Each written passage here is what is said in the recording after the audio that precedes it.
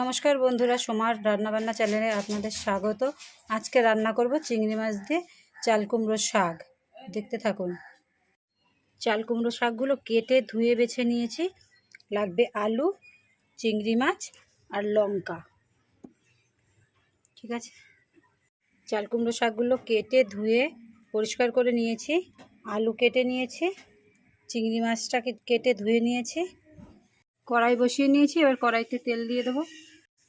শাক রানবো তো অল্প একটু তেল দেবো। তেলের মধ্যে আলুগুলো ছেড়ে দেবো।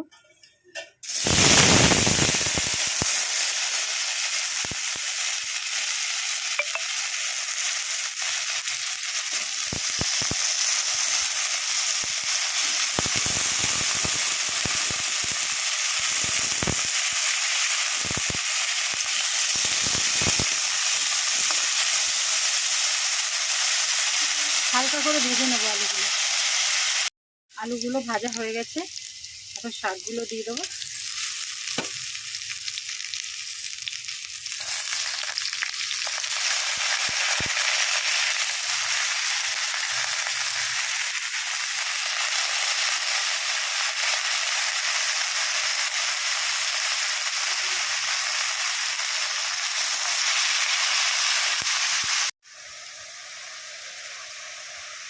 দেবো নুন, পরিমাণ মতো নুন,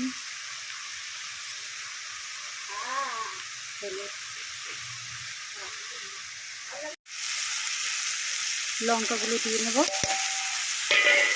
লঙ্কাগুলো দিয়ে একটু মিশিয়ে জল দিয়ে দেবো। পরিমাণ মতো জল দিয়ে দিলাম। শাক আর আলু সিদ্ধ হয়ে গেলে তারপরে সোমবারে দেবো। ঢাকনাটা খুলে দেবো। শাক সেদ্ধ হয়ে গেছে, শাক সেদ্ধ হয়ে গেছে, আলু সেদ্ধ হয়ে গেছে।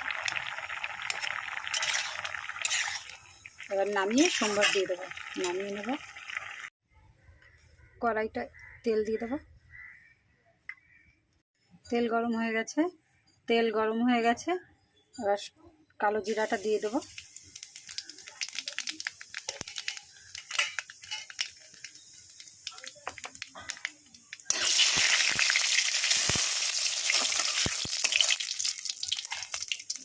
চিংড়ি মাছটা দিয়ে দেবো।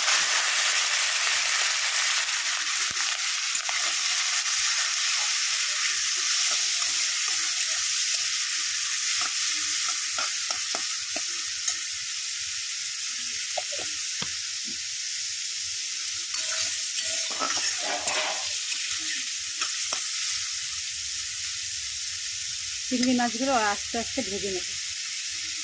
চিংড়ি মাছের মধ্যে শাকটা দিই।